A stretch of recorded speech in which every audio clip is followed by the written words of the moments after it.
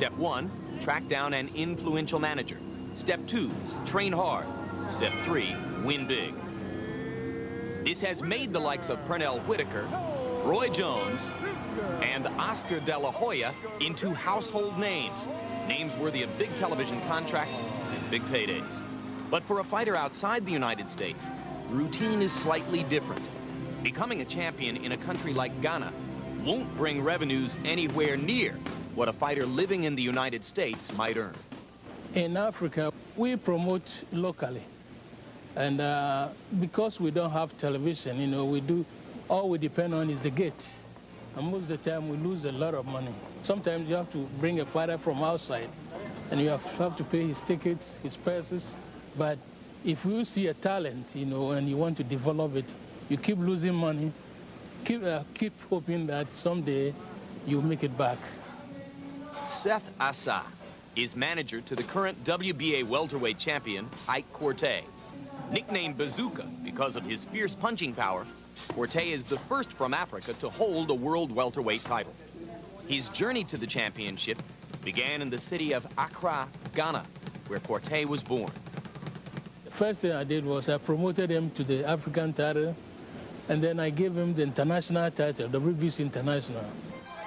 Then he began fighting in Europe, and with the backing of the Acaris brothers in France, Quartey fought for the WBA 147-pound title. It is this pipeline through Europe that a fighter from Africa must usually follow. But to make the big paydays, Quartey still needs the recognition he can only receive by fighting in the United States. If you find a great fighter, you have to find a pipeline out to showcase him from start and bring him to the United States. That's where, you know, he can make it big, you know. Because boxing is in America, you know, there's nowhere else.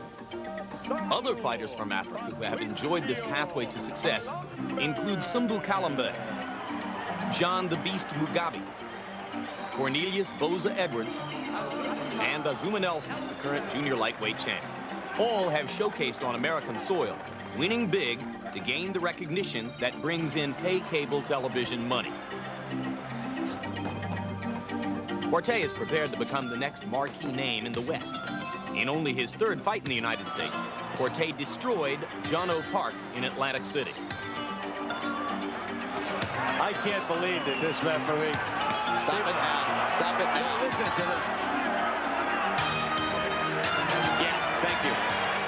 I thought he's coming like we start slowly, but he came in strongly. You know, the first round, the second round, I took it easy. The third round, then Martinez told me, look, you got to go. This is the time. So I went in and finished it. Sharp-eyed promoters here hope Quartey will be the next true test for Pernell Whitaker. His proven skill at fighting southpaws puts him in a good position for Sweet Pea. But for tonight, Quartey will focus on Vince Phillips. Vince is very good, strong, but you should not forget he's coming to meet the stronger guy. With a good showing tonight and a couple of big wins to follow, Quartey is following a formula he hopes will be successful. After all, it's worked for some of the others who came out of Africa. Tail of the tape for Ike Quartey against American Vince Phillips. You can see that Phillips is almost 33 years old. Quartey with a 1-inch advantage in height and reach. 2-inch advantage in reach. Punch stat numbers, Larry. An indication of how active these fighters are in their last 3 fights. You can see that both of them throw about the same number of punches. Quartey much more accurate. Both of them use their jabs extensively. Quartey has an accurate, punishing jab.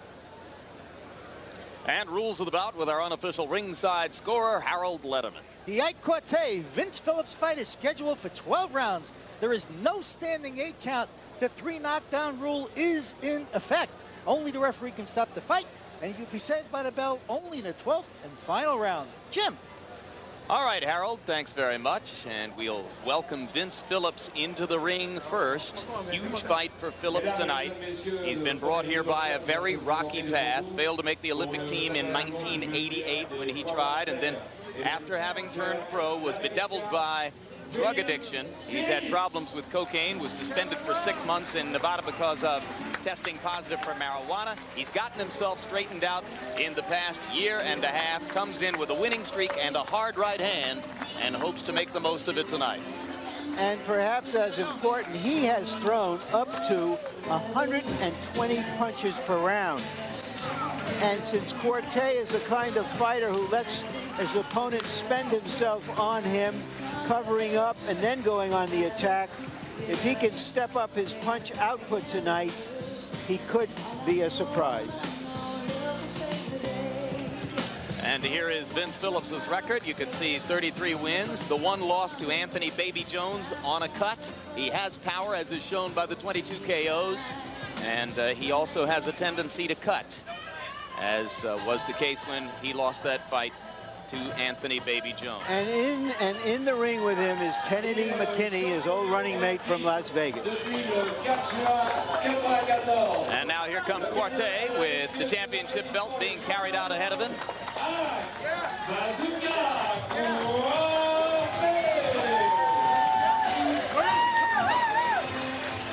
Ga tribesman, as Larry pointed out, from Accra on the Accra Plains in Ghana.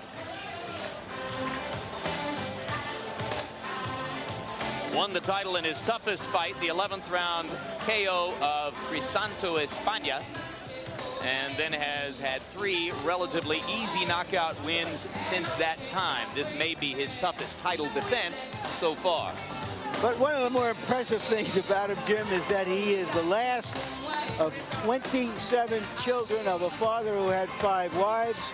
He has an oldest brother who won a silver medal in the 1960 Olympics. That's when Muhammad Ali was known as Cassius Clay and winning a light heavyweight gold. That's when George was 11 years old and watching on TV. And we take a look at Quartey's record. 31 wins, 27 KOs. If that record sounds familiar, it's identical to the one sported by the terrific Roy Jones Jr. a few weight classes north of here. And right now, let's go up to ring announcer Michael Buffer for the pre-fight introductions. Mesdames et messieurs, bonsoir. Ladies and gentlemen, good evening and welcome to a double rumble in World Championship Boxing in the welterweight division, brought to you by Main Events Monitor and AB Stars Production, along with your undisputed, undefeated king of beers, Budweiser. This Bud's for you.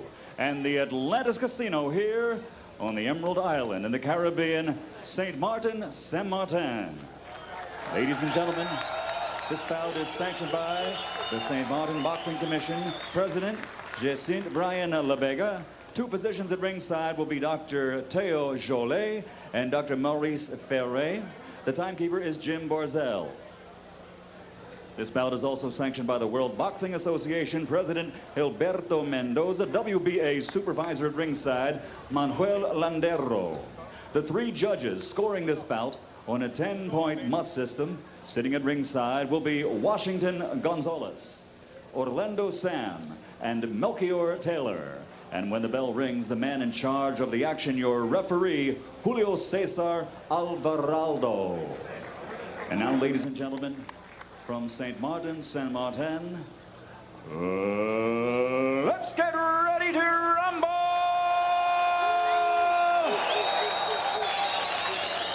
Douze rounds pour le championnat du monde, 12 rounds of boxing for the WBA welterweight championship of the world. Introducing first, fighting out of the blue corner, wearing black and gold trim, weighing 147 pounds. He brings into the ring an outstanding professional record of 33 victories, 22 by knockout with only 1 defeat. He's ranked number 10 in the world by the World Boxing Association. Ladies and gentlemen, from Pensacola, Florida, introducing the challenger, Cool Vince Phillips.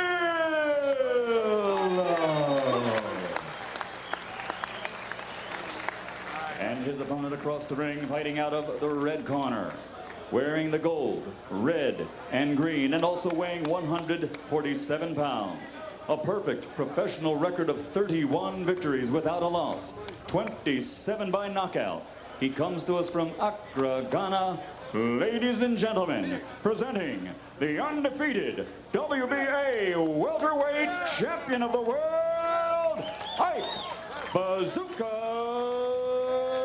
Quartey.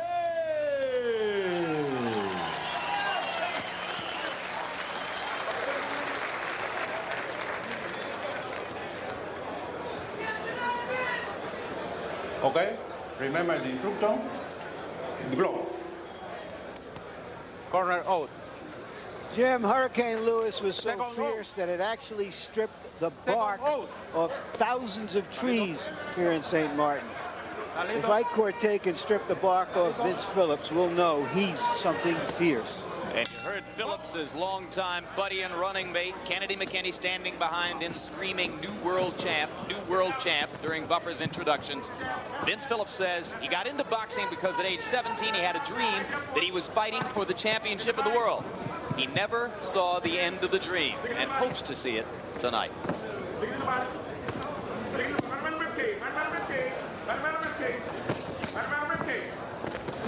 Phillips starting out as the aggressor. He's landed a couple of jabs. Quartey likes to keep his hands high and counter with hard punches when his opponent attacks. Quartey got a good left jab. And you see guys with left jabs in the boxing business, they seem to have a long life. Keep that left hand working when you can't do anything else. Finally, the whole world opens up to you. George, they like to say a puncher's puncher will lean into the left hook and turn the right hand over, and Quartey does both. He's got it all, but he works everything, comes from behind this quality left jab. And that jab will bust you up. Vince has got a hard job because not only do you win, you got to go out there and dethrone a good boxer. And dethroning a champion takes more than just your normal skills. You got to put in a little more. Well, Vince Phillips will bring the activity level necessary to give him a chance at having the initiative. As Larry told you, in some fights he's thrown 100 punches per round, and he's come out hot tonight.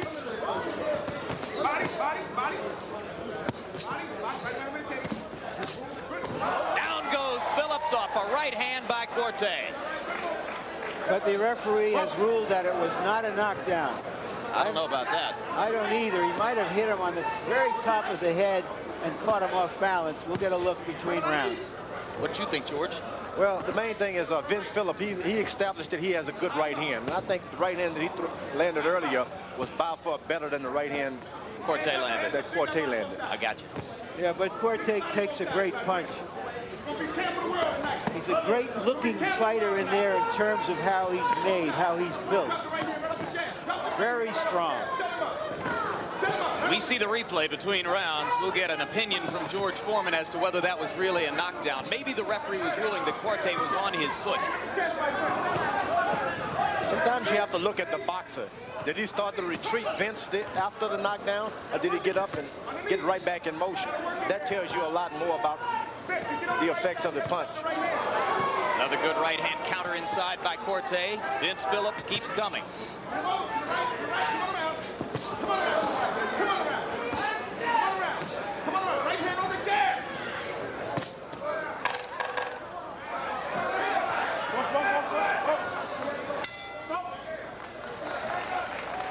Good, tough round. As we go to Ike Quartey's corner, where they speak French, our interpreter will be Freddie Asipo. Tell you that you're doing. You're waiting just a little bit too long, okay? We're getting hit with a few shots, okay, here and there. You got to keep the hands up and quit waiting, okay? Once you pop the jab, drop the right hand. You waited on the right hand quite a few times, okay? Let them go, baby. How you feeling?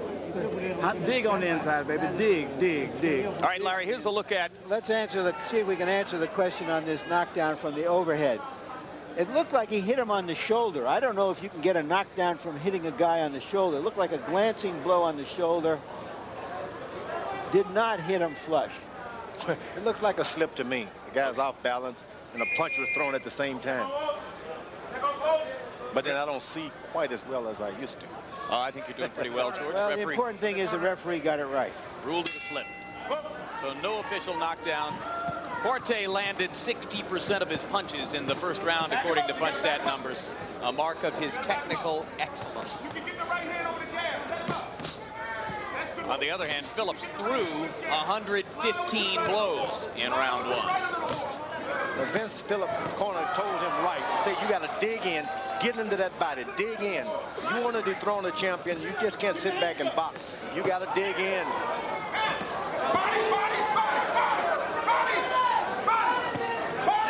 Phillips believes if he can attack Quartey effectively, he can make the Ghanaian cover up and then go to the body. So far, Quartey's been countering rather than covering up. If Vince want to dethrone him, he's got to throw your punches and stay in there. Vince has a bad habit of after he delivers a good punch, he leans back on his right foot. He's able to get caught by the longer, taller Ike.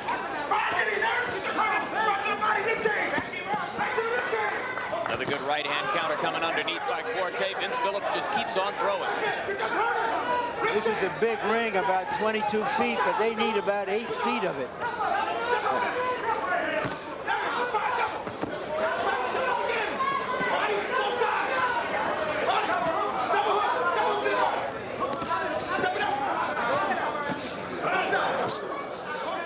You saw Phillips snapping Quartey's head up with the uppercut, and Quartey again backs Phillips up with a hard right hand.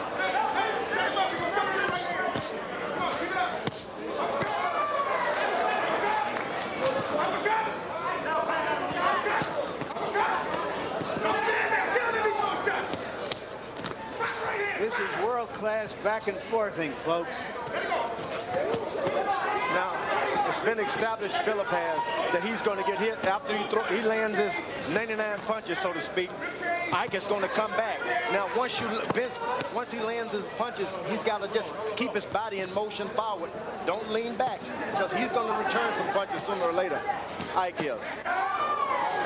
And Quartey shows that remarkable capacity, George, to keep his eyes open inside and see every opportunity. Makes for remarkably accurate punching, and that's what he's been able to do in the first 2 rounds.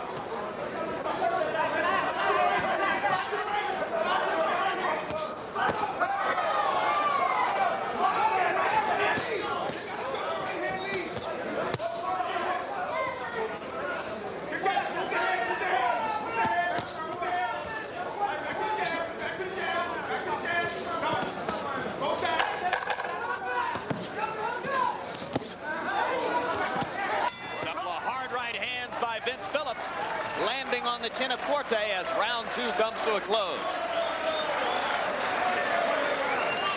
Again, our interpreter here in this corner is Freddie Asifo. Okay, make sure you can hit him, okay? Make sure you hit him all the time. Keep the jabs flowing all the time. Take your time. He has felt the power. He knows how much power you have in your jabs. Establish the jab, stay inside, and cut off the ring. You got to stay with him.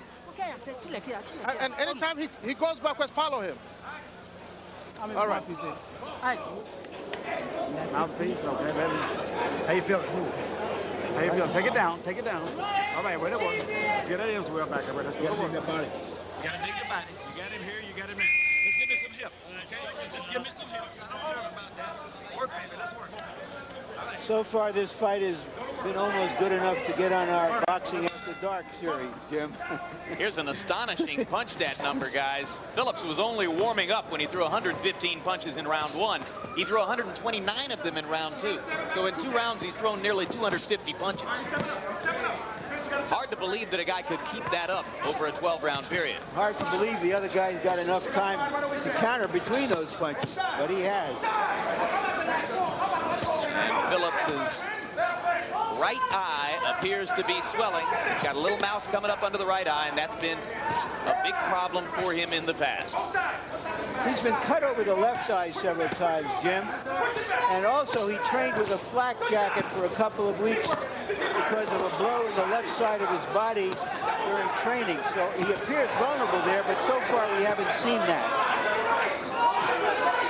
But win or lose, Quartey's going to know he's been in a fight tonight. Vince Phillips just keeps coming, George. The thing about Quartey, no matter what happens, he comes back with this great left jab right on the side of the face of Vince Phillips. And believe me, as the fight go on, this is not what you want to happen to a challenger. I would tell Vince to get the close distance and keep that distance. Don't back away at all. Just stay right on him.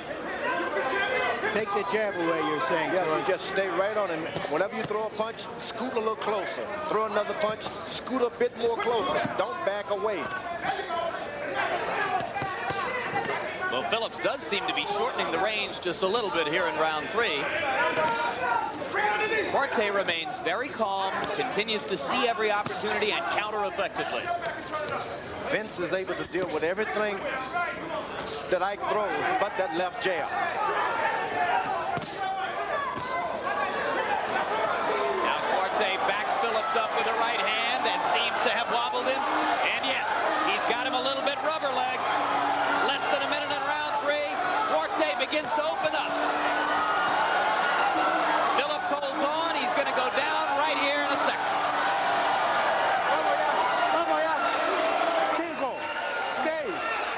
It was a counter right cross that wobbled Phillips, and he hasn't recovered yet. And hasn't stopped wobbling yet, but he will in a minute because he's not going to last long. This is over. This is over, and Ike Quartey, with a brilliant technical performance, takes out Vince Phillips in less than 3 rounds, although Phillips was giving it everything he had. Well, Phillips waited all of his... Larry Merchant's early commentary sums the whole thing up. And that is? Well, maybe he may have wasted too much early on in his life. And the fact is, can he come back and give it all now? Yeah, he had a chance to be a champion, everyone thought. But during that period when you get your shot, and you don't often get 2 shots, he blew it. And he tried as hard as he could to come back and make it happen tonight, but it's too late, even with too much, not too little, because he tried as hard as any man can be expected to. I paid more attention to that commentary than anything. All right, let's take a look back at the action that brought the conclusion of the bout in the 3rd round, and what a display of precise punching by Quartey. Now you talk about a young fighter, lands 1 punch, doesn't dive in and lose his balance. He stands there, measures, 1 punch, then another punch. Accurate. When you have that kind of accuracy, it's hard to recover. Yeah, even as he had to vary his footwork and chase Phillips across the ring, he was still landing the punches flush. That's true. And there's another view. He knows when he's on the right side. The referee did a fine job. He was watching this all the time. Talk about accurate punching, George. According to PunchStat numbers, Quartey threw 98 power punches in the 3 rounds and landed 75% of them. Now, this is the end of the bout, and Quartey by this time was in danger of badly hurting Vince Phillips, so it was a good stoppage. Right there. Merciful stoppage by referee Julio Cesar Alvarado. Let's go to Michael Buffer for the official particulars on this one. Ladies and gentlemen, referee Julio Cesar Alvarado calls a halt to the bout. The official time, 2 minutes, 31 seconds of round number 3. The winner by knockout victory and still the undefeated WBA welterweight champion of the world, Ike Bazooka Quartey.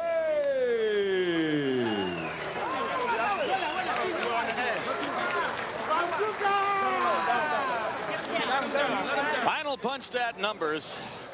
Phillips throwing an incredible 321 punches in less than 3 rounds, but landed 29% of them, as opposed to Quartey. You don't often see a number like that. 61% landing percentage with a lot of activity. Even he was averaging more than 80 punches per round, and as we told you, 75% of the power punches landed. George Foreman points out Quartey sets up everything with the jab. Look at that, 78 out of 148. When a guy does that to you, you are fighting an uphill battle. Larry Merchant now with the winners. All right, congratulations, Ike, Hurricane Ike. We call you. It seemed that you felt you were too strong from him from the very start. You had like a little grin on your face throughout the fight. Yeah, the guy was strong, so we are waiting for him. We start from, the strategy is we start from fourth round. So I'm waiting for him, first round, second round, the third, fourth round start. You knew that, or felt that he would try to throw so many punches to keep you off your guard? Yeah, I watch the tape, and that's how he fights. So I'm waiting for him to use his strength in the first 2 rounds. After second round, third round, we start. How important was your jab in setting up the end of the fight? My jab is my weapon. I use my jabs to, put him down, to wear him down. And I use it. Let's take a look at the end of the fight, and you describe to us what you saw and felt at the time. Yeah, it was a right. What made the damage, and he wobbled, so I have to follow. You think because of your left hand that he was looking for the left and open for the right? Yeah, he was looking for the left, and I used the right to, connect it. That's the right what made the damage. All right, tell us your feelings about the other 2 outstanding welterweights in the world, and you're fighting them, Pernell Whitaker and Felix Trinidad. Now we want Whitaker now. You want to fight Whitaker now? Right now in the ring. After I finish this fight, I want him in the ring.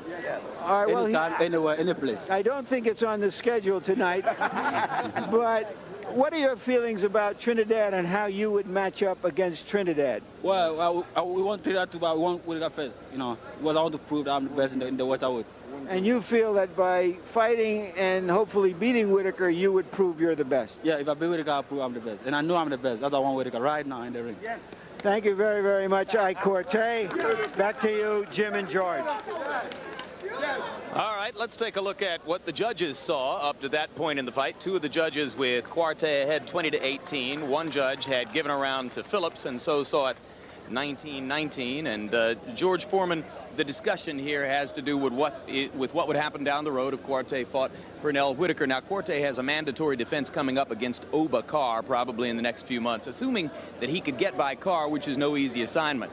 Wouldn't his strength and accuracy make for the toughest challenge of Pernell Whitaker's career? No doubt about it. You can't discourage him. He's young, and he's got this devastating left jab. If he can keep this up, keep his life going with the left jab,